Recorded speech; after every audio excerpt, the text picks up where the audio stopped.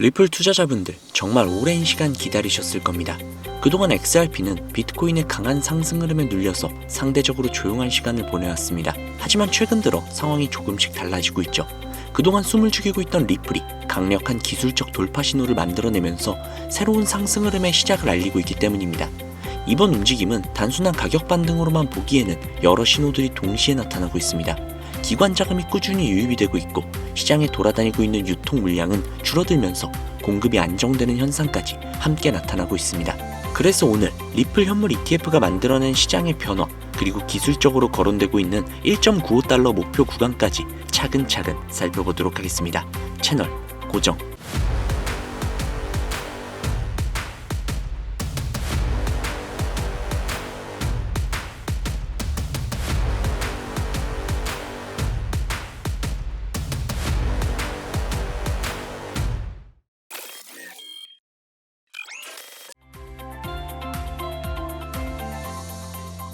투자 전문 매체의 보도에 따르면 XRP는 장중 1.46달러를 터치하며 7% 이상 상승하는 모습을 보여주었습니다. 그런데 여기에서 더 주목할 부분이 있죠. 오히려 현물 ETF 시장이 더 강하게 반응했다는 점입니다. 미국 시장에 상장된 XRP 관련 ETF 상품들 가운데 나스닥의 XRPI와 비트와이즈 ETF는 각각 약 8% 안팎의 상승률을 기록하면서 현물 상승폭을 넘어서는 흐름을 보였습니다. 특히 단 하루의 거래량만 4천만 달러에 가까운 수준을 기록을 했습니다. 이 숫자가 의미하는 바는 간단합니다. 기관 투자자들이 단순한 단기 트레이딩이 아니라 XRP를 포트폴리오의 하나의 자산군으로 편입하기 시작했다라는 신호로 해석될 수 있기 때문이죠. 가장 흥미로운 데이터는 바로 공급 안착 효과입니다. 하루 동안 현물 ETF 시장으로 약 753만 달러의 자금이 유입이 되면서 무려 6거래의 연속 순유입 흐름이 이루어졌습니다. 누적 유입 자금은 이미 12억 5천만 달러 수준까지 올라왔죠. 여기에서 중요한 포인트가 한 가지 있습니다. 현재까지 약 8억 2천만 개의 XRP가 ETF 구조 안으로 들어가면서 사실상 시장에서 잠겨버렸다는 점입니다. 즉 시장에서 실제로 거래될 수 있는 유통 물량이 줄어들고 있다는 뜻이죠. 이렇게 되면 어떤 현상이 나타날까요? 유통 물량이 줄어들면 작은 매수세에도 가격이 빠르게 움직일 수 있는 구조가 만들어집니다. 그래서 최근 XRP의 움직임은 단순한 반등이라기보다 수급 구조 자체가 조금씩 달라지고 있는 과정으로 볼 수도 있습니다. 차트 흐름 역시 상당히 흥미로운 모습입니다. XRP는 오랫동안 가격을 눌러왔던 대칭 삼각형 패턴의 상단부를 돌파했습니다. 특히 중요한 포인트는 1.4달러 구간이죠. 이 가격대는 단순한 저항선이 아니라 200주 이동 평균선이 겹쳐있는 장기 추세선이기 때문입니다. 이 구간을 돌파했다는 것은 기술적으로 상당한 의미를 갖습니다. 현재 시장에서 XRP가 1.43달러 위에서 안정적으로 안착할 경우 다음 저항 구간인 1.54달러와 1.57달러를 차례로 테스트할 가능성이 높다라는 분석이 나오고 있습니다. 그리고 이 대칭 삼각형 패턴 기준으로 계산한 기술적 목표가는 약 1.95달러로 제시되고 있습니다. 또 하나의 중요한 신호가 있습니다. 바로 파생상품 시장의 변화입니다. 한때는 약 109억 달러 수준까지 늘어났던 선물 미결제 약정 규모가 현재는 약 21억 달러 수준까지 감소했습니다. 무려 80% 가까이 줄어든 셈이죠. 이것이 의미하는 바는 간단합니다. 시장에 과도하게 쌓여있던 레버리지 포지션들이 상당 부분 정리되었다는 뜻입니다. 과거처럼 가격이 조금만 흔들려도 대규모 강제 청산이 발생하여 급락하는 구조가 아니라 현재 상승은 상대적으로 훨씬 더 건강한 수급 환경 위에서 이루어지고 있다는 의미로 해석이 된다는 거죠. 다시 말하자면 지금의 상승은 과도한 레버리지 투기가 아니라 기관 중심의 현물 매수 흐름이 이끌고 있을 가능성이 높다라는 이야기입니다. 여기에 또 한 가지 중요한 뉴스가 있습니다. 리플이 인수한 히든로드가 미국 증권 청산 인프라인 NSCC에 공식 등록됐다는 점입니다. 이 움직임은 단순한 기업 인수 이상의 의미를 가질 수 있습니다.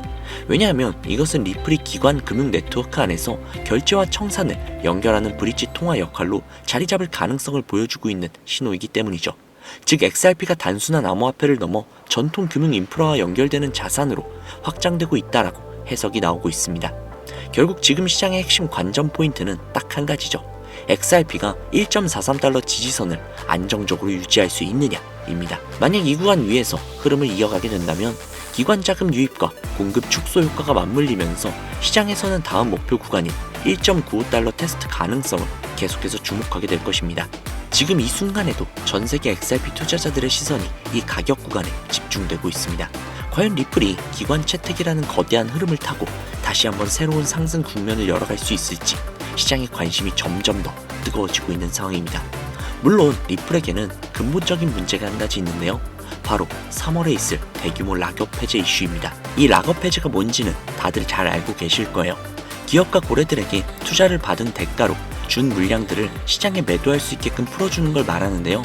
그런데 중요한 것은 이번에 락업이 해제됐던 이 5억 개의 XRP 물량 중에 2억 개의 XRP 물량이 다시 재잠금이 됐다는 거예요. 즉 시장의 공급량을 감소시켜서 가격을 상승시키겠다라고 하는 거죠.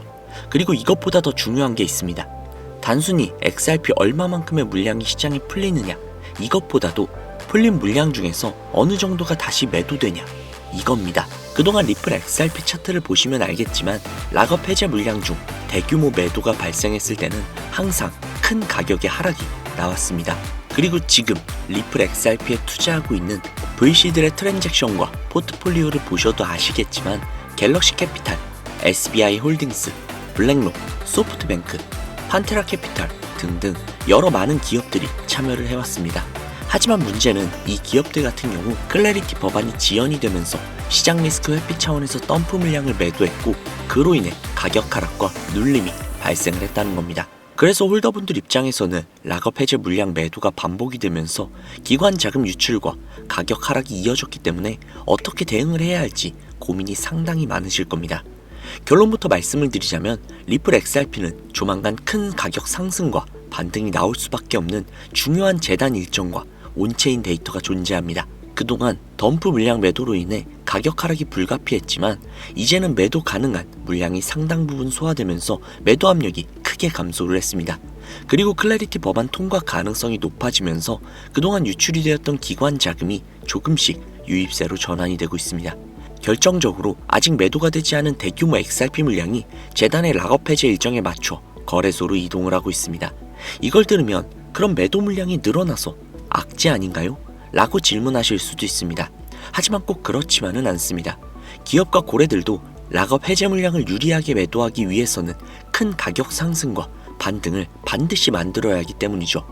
과거에도 큰 논란이 있었습니다. 재단이 협업 기관들에게 락업 일정을 공개하고 일정 전에 가격 상승 기대감을 조성한 뒤 고점에서 매도를 해 수익을 실현을 했다는 의혹입니다. 재단은 투자를 더 받기 위해 가격을 상승시키고 기관들은 차익 실현을 하고 개인 투자자들이 그 고점에서 물량을 받아내는 구조였다는 거죠. 실제로 재단 일정 전에는 항상 큰 가격 상승이 나왔습니다. 그리고 그 이후에는 차익 실현과 함께 하락이 반복이 되었죠. 그럼에도 제가 조만간 큰 가격 상승과 반등이 나올 것이라고 이야기 드리는 이유는 지금은 매도 압력이 상당 부분 해소된 상태이고 기관 자금이 다시 유입이 되고 있으며 아직 매도되지 않은 물량이 존재하기 때문입니다.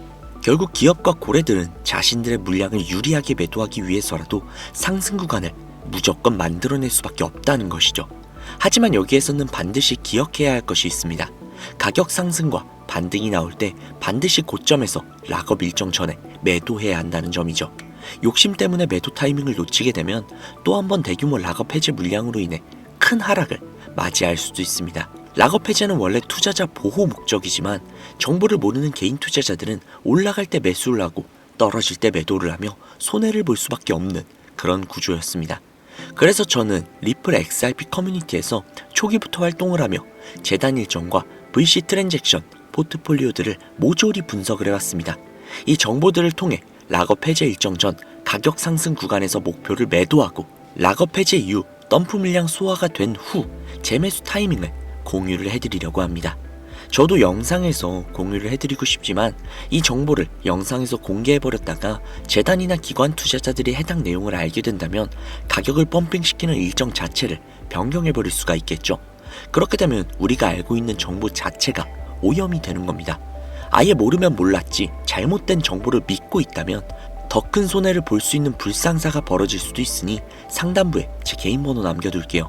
이쪽으로 리플이라고 2글자 남겨주시면 확실한 일정이 나왔을 때 일정 및 정보를 바로 공유해드리도록 하겠습니다.